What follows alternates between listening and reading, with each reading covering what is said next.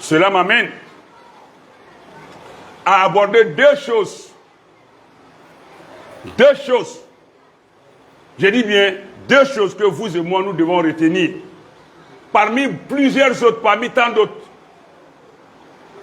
Il y a Hurmatul Masajid. Il y a la sacralité des mosquées qu'il faut respecter. Wa al-haya'u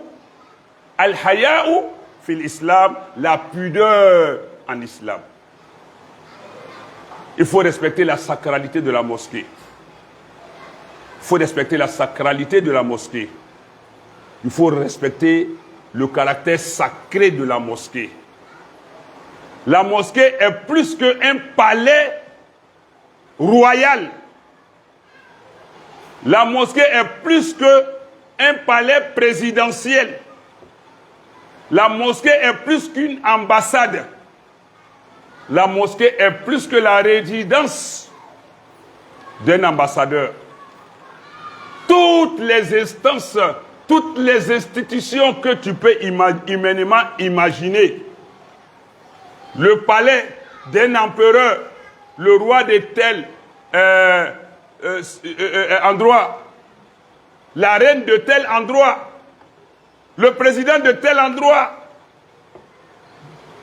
Toutes ces institutions-là, imagine tout sur terre, avec leurs valeurs matérielles et financières, leurs valeurs diplomatiques, administratives. Il y a des gardes à 10 mètres, 100 mètres, on ne passe pas devant. Pour rentrer, on te passe au laser. Tu passes par des portiques de détecteurs. Sous haute surveillance. Et encore pour y accéder, c'est tout un parcours du combattant. Malgré tous ces arsenals, tout cet arsenal, quelqu'un qui ça va payer son petit terrain de 500 000 francs, qui fait 10 mètres sur 10, qui clôture ça, qui dit que c'est mosquée, ça a plus de valeur que ces endroits. Parce que c'est dédié à Allah. C'est pour Allah. Ça doit être inviolable. De la même manière que quelqu'un court pour aller se réfugier dans une ambassade quelconque. Et puis il est à l'abri, il est en sécurité, la mosquée l'est plus. Il n'est pas permis de hisser le drapeau d'un pays dans un autre pays. Vrai ou faux? Un citoyen d'un pays quelconque ne peut pas hisser le drapeau de son pays sur sa résidence dans un pays quelconque. Parce que je suis d'un tel pays, moi j'ai construit ma villa, ma résidence, je viens planter le drapeau de mon pays. Non. Un pays est souverain et il est respecté comme tel. Donc son drapeau, c'est lui qui doit planer partout.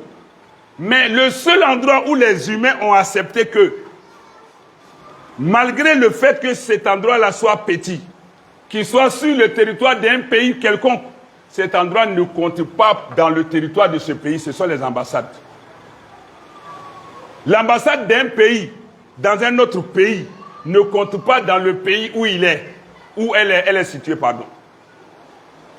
L'ambassade d'un pays quelconque, en Côte d'Ivoire ici, quand tu rentres dans la clôture, dans l'enceinte de l'ambassade là, tu n'es plus en Côte d'Ivoire. Tu es dans le pays en question. Personne d'autre ne doit rentrer là-bas. Même une autorité ivoirienne, sans autorisation de l'ambassadeur qui est comme le représentant de son président dans son pays, qui est le petit carré là. Pour aller chez lui dans son pays, c'est là-bas que tu prends autorisation. Tu es une autorité ivoirienne, tu vas aller dans un pays quelconque. Tu vas dans l'ambassade de ce pays qui est dans ton pays. Prendre rendez-vous. Et ils te disent on accepte ou on n'accepte pas. Ou bien même tu rentres ou bien tu ne rentres pas dans notre ambassade. Et c'est le drapeau du pays qui flotte sur l'ambassade. Tellement on respecte les formes. Les mosquées, il n'y a pas de drapeau. Mais les minarets sont des signes d'Allah. Même quand il n'y a pas de minaret, le nom masjid, mosquée, ça doit faire peur. C'est pourquoi même le président, le ministre, le Richard, le savant, la célébrité, quand tous ceux-là rentrent dans la mosquée, ils doivent enlever leurs chaussures. Eux, ils sont devenus des esclaves, des serviteurs. On peut rentrer dans une ambassade, dans n'importe quel coin, étant souillé. La mosquée, pour y rentrer, il y a des règles. Pour s'y installer, il y a des règles. Mais hélas, mon cœur saigne. Mon cœur pleure. La communauté musulmane ivoirienne en Côte d'Ivoire, dans son ensemble, mais à sa tête, les imams ont démissionné. Oui, mon cœur saigne. C'est vous qui dites que vous êtes les garants de la religion musulmane. C'est vous qui dites que vous êtes les dépositaires de l'islam. C'est vous qui dites que nous, on est devant, les imams sont au-dessus de tout. Parce que vous vous appuyez sur l'islam pour avoir ces titres, ces honneurs. Mais vous ne défendez pas l'islam. C'est vos ventres, vos poches que vous défendez. Je le dis haut et fort. Je l'assume. Trop, c'est trop. Je dis, trop, c'est trop. Ces organisations d'imams et tous ces imams en Côte d'Ivoire doivent s'asseoir pour parler, pour réfléchir encore. Vous ne rendez pas service à l'islam. Wallahi, vous ne rendez pas service à l'islam. Oui, c'est votre fils, votre moins que élève, qui peut ne pas être imam à vos yeux, qui vous parle. À la lumière des dires du prophète sallam et du Coran. Nous sommes en train de livrer la communauté musulmane aux acteurs de télévision, de cinéma. Oui, la mosquée est en train de devenir salle de spectacle. Il reste un peu, on va appeler centre culturel, salle de spectacle et non mosquée. Je l'ai dit plus loin et je le répète. La mosquée doit jouir de toute sacralité. Même il n'y a pas de gardien à la porte, tout le monde rentre. Mais quand tu es rentré, tu es sous la protection d'Allah et non d'un être quelconque. C'est l'ambassade d'Allah sur terre. Elle est inviolable.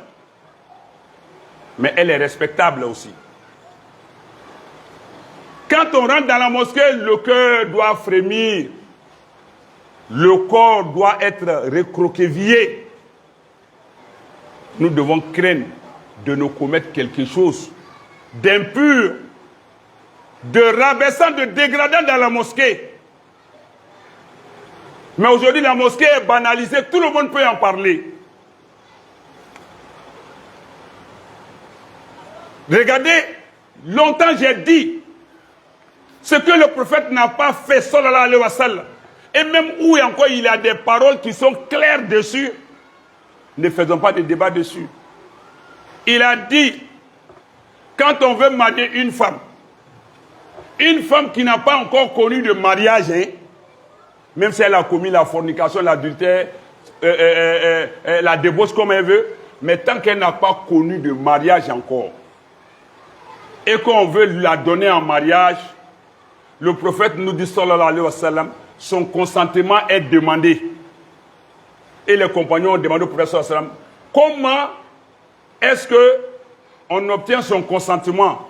Il dit, ridoha ou ridoha sukutuha ou somtuha. Les gens ont dit, son consentement, c'est son silence. La fille qui n'a pas connu de foyer, surtout, mais de surcroît, celle qui est encore vierge, qui n'a pas connu homme.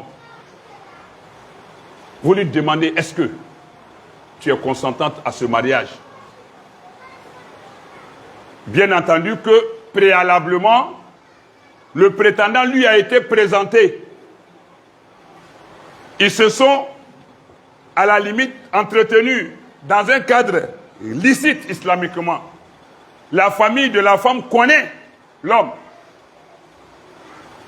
Et à la lumière de toutes les analyses, il est demandé à la jeune fille, est-ce que tu es consentante pour le mariage? L'islam demande qu'elle soit consultée. Son consentement, les compagnons ont demandé au prophète sallam, comment on le sait? Il a dit, son silence équivaut à son consentement. Ça peut être les mamans, ça peut être les papas, peu importe, mais la famille demande à la fille, est-ce que tu veux le mariage? Si elle dit rien, avec insistance pour s'assurer, elle dit rien, on peut la donner en mariage, c'est son consentement ça. Mais la femme qui a déjà connu un foyer, elle, son consentement lui revient de droit, elle doit le dire explicitement à ceux qui vont l'interroger. Et elle est libre de dire, je ne suis pas dedans aussi. C'est-à-dire, elle a toute la latitude, la liberté de se prononcer. En islam, le consentement est exigé pour la fille. Les imams ne vulgarisent pas ça. On laisse les gens spéculer sur l'islam, faisant croire que l'islam est la religion du mariage forcé. Non, c'est faux. Les textes sont là. Vulgarisons ces textes pour que les gens aient une bonne compréhension, une bonne lecture de l'islam. On ne fait pas ça. On va même plutôt plus loin pour mettre en doute ce que le prophète a demandé. On dit non, on exige que la fille et le monsieur viennent s'asseoir à la mosquée parce qu'on veut se montrer musulmans modérés, modernes. Ceux même qui font ça savent pertinemment que le prophète a dit ça comme ça sur la salle. Mais pour plaire aux gens, aujourd'hui l'islam est face à beaucoup de défis. Ça ne nous dit rien. Normalement, nous devons lutter pour moderniser, sinon pour islamiser la modernité. Utiliser les réseaux sociaux au profit de l'islam. Purifier les endroits souillés. Montrer qu'on peut se servir de tout ce qui est dans le dunya là, à bon escient au profit de l'islam. Les réseaux sociaux ne sont pas mauvais. C'est leur usage qui est mauvais. C'est comme le vin, le raisin. Le raisin n'est pas mauvais, c'est son usage qui est mauvais. Le mil, le sorgho, ce n'est pas mauvais. Le maïs, ce n'est pas mauvais. Mais c'est celui qui fermente ça pour en faire de la bière, du vin, de l'alcool. C'est ça qui est mauvais. La matière, dans son essence, Allah a créé ça pour nous servir. Mais dans son utilisation, c'est à nous de faire preuve de discernement et de rationalité. Donc, nous devons nous battre pour tirer l'islam des griffes de ceux qui veulent le dénaturer. Avec le slogan fallacieux de l'islam modéré. Quand tu veux t'en tenir à l'islam authentique, on dit tu es intégriste, tu es radical, tu es extrémiste. Oui, nous allons rester fidèles à Allah et à son messager. Nous n'allons pas trahir Allah et son messager autant que nous le pourrons et nous le saurons. On n'a pas peur de vos qualificatifs, de vos rejets. D'ailleurs même, vous ne pouvez pas rejeter quelqu'un que vous n'avez pas encore adopté. Moi, c'est le rejet d'Allah que je crains. Donc, il laisse, il veut plaire aux gens. Oui, c'est guide. Ils ne disent pas ce qu'Allah a dit, mais plus, ils vont contredire que non, il faut moderniser les choses. Modernise-toi ta vie, ne modernise pas l'islam. L'islam n'est pas modernisable. L'islam est au-delà de la modernité jusqu'à la fin du monde. La modernité ne peut pas rattraper l'islam. Comment réduire l'islam? Le dépouiller de sa valeur pour le mettre à un niveau bas qu'on veut moderniser. La modernité, c'est quoi? C'est l'imagination des hommes, c'est les caprices des hommes, c'est les passions des hommes. Mais les imams n'ont pas pris la responsabilité. Nous l'avons dénoncé. Ils ont voulu s'opposer à notre dénonciation. J'ai appelé quiconque à venir débattre avec moi. Ceux qui m'ont approché, ils savent, ils me suivent, ils m'écoutent. Et je suis prêt à m'asseoir avec eux aussi. Oui. Le trou par lequel le fil rentre dans l'aiguille, là, c'est par ce même trou il sort. C'est sur les réseaux, l'islam a été dénigré, dégradé par la faute des imams. C'est sur les réseaux sociaux, je vais rétablir cela. Parce que ils ont été interpellés par moi. La manière dont les mariages sont célébrés dans les mosquées, ce n'est pas normal. Ça ne répond à aucune logique islamique. Ce n'est pas conforme à la sunna du prophète Mohammed sallallahu alayhi wa sallam. Je l'ai dit, je l'ai dénoncé. Et j'ai averti d'une dérive qui pourrait arriver. D'ailleurs, au moment où moi je disais, je ne savais pas que c'était déjà arrivé. Parce que j'ai eu des images qui m'ont montré que c'était déjà arrivé.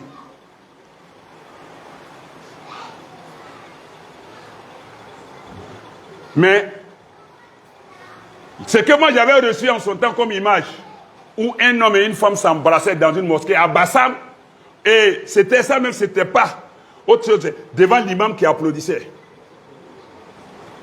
Dans une mosquée à Bassam quelque part.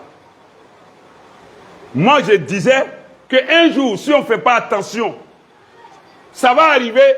Quelqu'un m'a envoyé la photo par WhatsApp pour dire, imam, c'est déjà arrivé à Bassam. Avec la photo toutou. J'ai dit Allahu Akbar. Mais j'ai dit, car cela n'était peut-être après notre intervention, on va rectifier. Il n'est jamais trop tard pour bien faire. Mais c'est resté en l'état. On a aggravé. Les imams veulent justifier ça pour dire, il faut interroger la femme et l'homme forcément devant les hommes, les autres à la mosquée. Que parce que rien ne dit que la fille n'a pas été forcée. Que le monsieur aussi, rien ne dit que la femme ne lui a pas été imposée. Vous pensez ça? Avec les droits de l'homme qui sont partout, toi-même ton propre enfant, tu lui dis ici et t'attrapes. Dans les minutes qui suivent, les gens des droits de l'homme sont chez toi, monsieur, tu as convoqué? Un enfant, c'est des grands garçons et filles, vous allez donner en mariage forcé et ils ne vont pas s'opposer, ils vont venir. Non, ne justifiez pas votre convoitise. Votre complaisance, vous voulez plaire aux gens. Vous convoitez l'argent des gens. Et on prend mosquée comme, surtout une mosquée est prise aujourd'hui comme la mosquée des références. Je ne sais pas la référence, c'est fait sur quelle base. Et quand on se prend comme référence, au nom de l'islam, faisons tout pour donner la bonne image là-bas. Parce que tous les projecteurs, tous les regards seront dirigés là-bas. Mais la référence, elle est sur quoi? Elle est basée sur quoi? Et dans toutes ces mosquées, des tables sont dressées. Comme la présence de la femme est exigée avec l'homme, je ne vais pas vous dire qu'ils n'ont pas besoin de vérifier si la femme est en état de menstruer ou pas. Ils n'ont pas besoin de vérifier. Parce qu'évidemment, on a besoin de sa présence, c'est ça qui nous importe pour entendre. La femme ne va jamais leur dire non, aujourd'hui je suis en état de menstruer, reporter le mariage. Non, la présence de la femme au mariage n'est pas obligatoire, même pour l'homme, mais c'est souhaité. Mais la femme reste chez les femmes, l'homme reste parmi les hommes, pour entendre les conseils, évidemment. L'accord a été scellé à la maison, parce que le prophète a dit ça, la nikaha illa bi waliyin wa shahidayil adl. Pas de mariage sans le tuteur légal